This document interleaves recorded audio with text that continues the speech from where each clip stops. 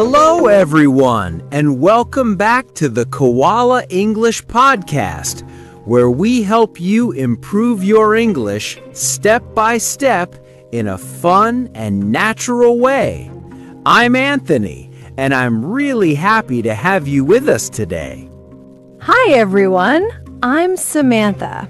It's great to be back again.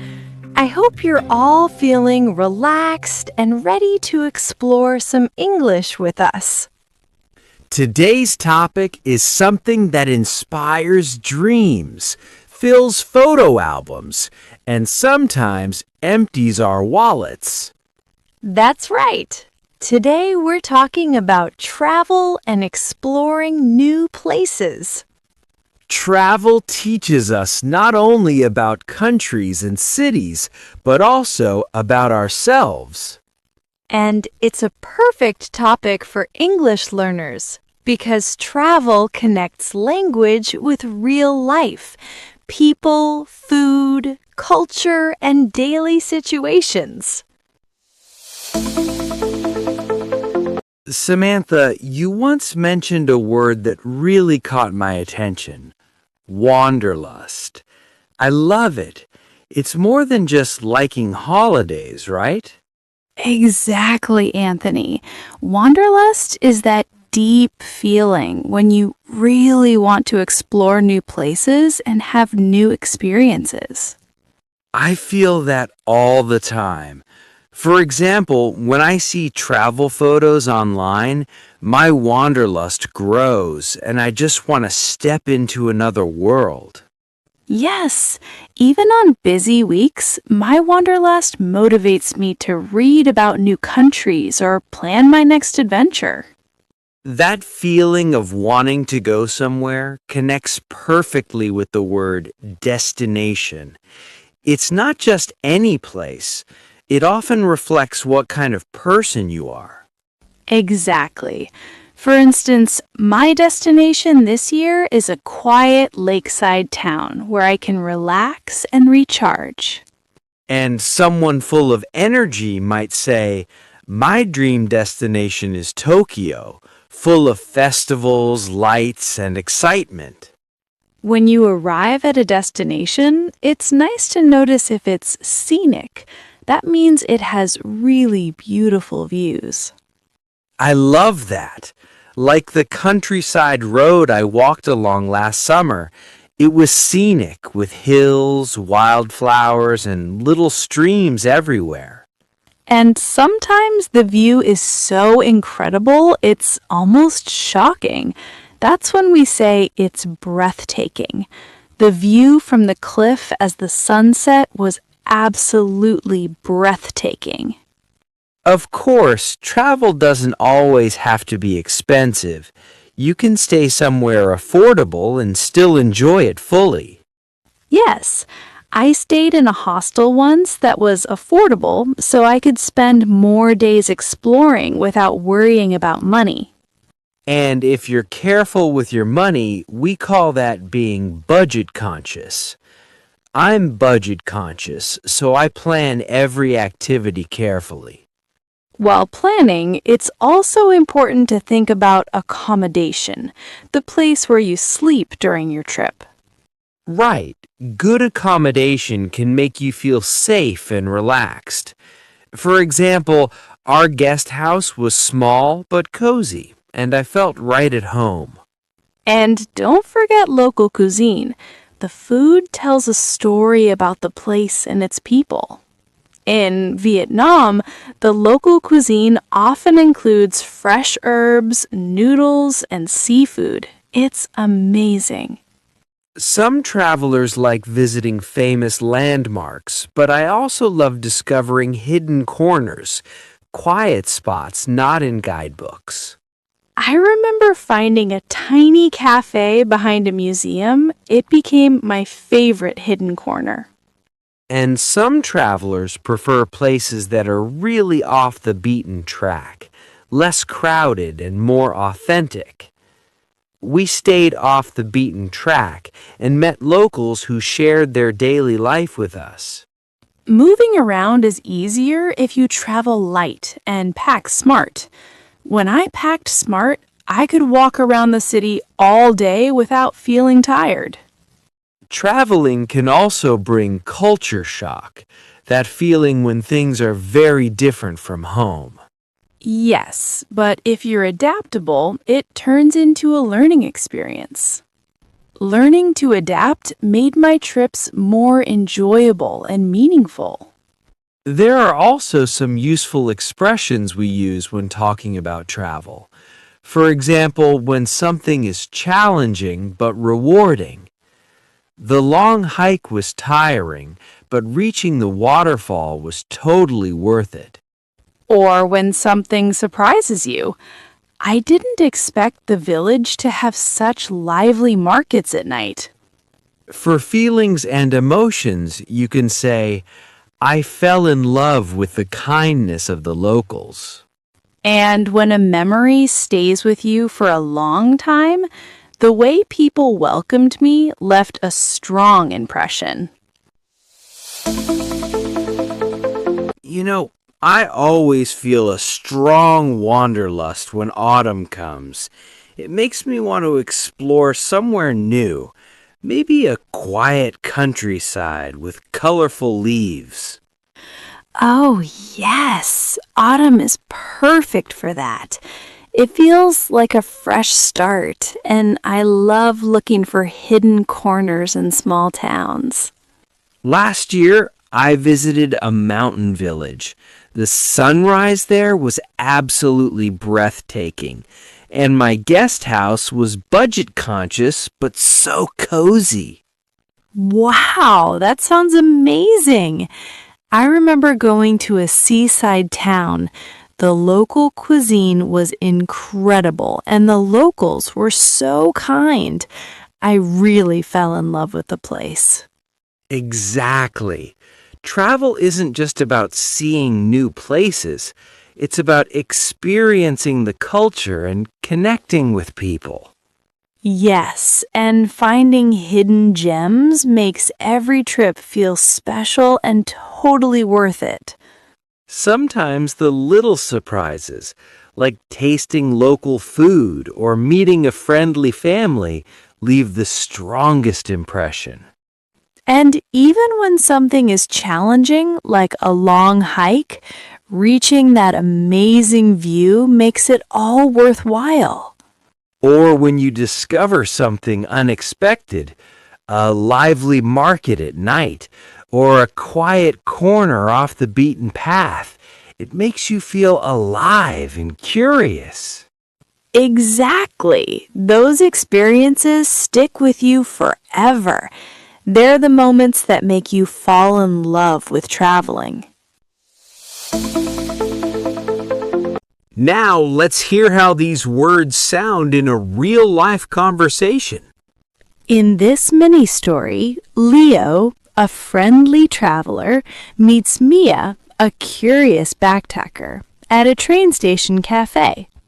They'll talk about destinations, accommodation, local food, hidden gems, and feelings about travel. Listen carefully for words like wanderlust, off the beaten track, budget-friendly, scenic, and breathtaking. Let's join them now.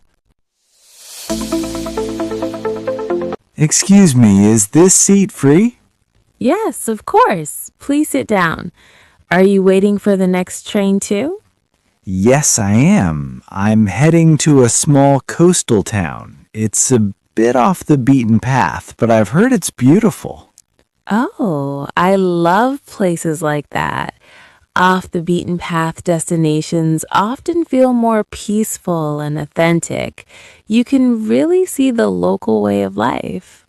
Exactly. I've been feeling a lot of wanderlust lately, so I wanted to explore somewhere quiet instead of a big city. I totally understand. I feel wanderlust whenever I stay in one place too long. Traveling makes me feel alive and curious about the world. What about you? What's your destination? I'm going to a mountain village. The views are supposed to be scenic and breathtaking, especially in the early morning. That sounds amazing. I once saw a sunrise in the mountains, and it was totally worth waking up at 5 a.m. Wow, I didn't expect you to be a morning person. Normally I'm not, but travel changes me. Some moments are just too special to miss. I know exactly what you mean. When I visited a hidden waterfall last year, the scenery was so breathtaking that I couldn't stop taking photos. Hidden gems like that are my favorite. They often leave a stronger impression than famous landmarks. Did you book your accommodation already? Yes, I chose a small, budget-friendly guest house near the beach. It's simple but very clean and cozy. That's perfect. I prefer budget-friendly places too because I like saving money for experiences, like trying local cuisine and exploring unique spots. Same here. Affordable accommodation gives me freedom to enjoy local cuisine without worrying too much about money. Exactly. When I traveled through Italy, I stayed in small guest houses and could afford to eat at local trattorias every night. It was totally worth it. Speaking of food, I always try local cuisine wherever I go. It feels like tasting a piece of the culture. Yes, in Spain, I fell in love with paella and the way people shared meals with friends and strangers alike. That must have left a strong impression on you. It really did. It changed the way I see travel. It's not just about the place, but the people and the way they live. I feel the same. Once a family invited me to help cook dinner at their home. I fell in love with their generosity and warmth. Do you usually visit famous landmarks, or do you prefer hidden gems? Both. I like seeing famous places, but hidden gems often become my favorite memories. Same. Once I found a tiny cafe hidden in a side street. It became my favorite place in the city. I love those moments. They make the trip feel personal and unforgettable. Have you ever experienced culture shock while traveling? Yes, many times. At first, it felt uncomfortable, but being open-minded helped me understand people better. I agree. Observing without judging really changes the experience. I remember being surprised by how different daily life is in Japan compared to home. Exactly. Being open-minded turns confusing situations into opportunities to learn. And sometimes the small surprises, like tasting a strange food or joining a local festival, become the best stories to tell. I'm really glad we talked. It's nice meeting someone who truly loves travel. Me too. Talking about travel makes me even more excited for the journey ahead. Have a wonderful trip and enjoy your destination. Thank you. I hope your mountain village is just as breathtaking as you imagine. Wow, Samantha, today's episode was full of really useful travel language. I feel like we learned so much. Yes, Anthony. We explored words that help us talk about travel naturally, like wanderlust, that strong desire to explore new places, and destination, which shows not just where you go, but sometimes a bit about your personality too. And we learned how to describe places beautifully. Words like scenic for lovely views and breathtaking when a view is so amazing it almost stops you in your tracks. We also covered practical tips like finding affordable accommodation, enjoying local cuisine, and looking for hidden corners that give your trip a personal, authentic feeling. Plus some expressions that really help you share your experiences. For example, saying something was totally worth it when it was challenging but amazing, or left a strong impression when a place or people touched your heart. Exactly. And let's not forget the cultural tips. Being adaptable, observing without judgment, and staying open-minded. Those small things make travel more meaningful and help you connect with people and places in a deeper way. Exactly. If you remember these words, phrases, and tips, you'll be able to talk about travel with confidence and really share your adventures with others. Thank you so much for listening today. We're really glad you're learning English with us. We hope today's episode helps you talk about travel with more confidence and joy.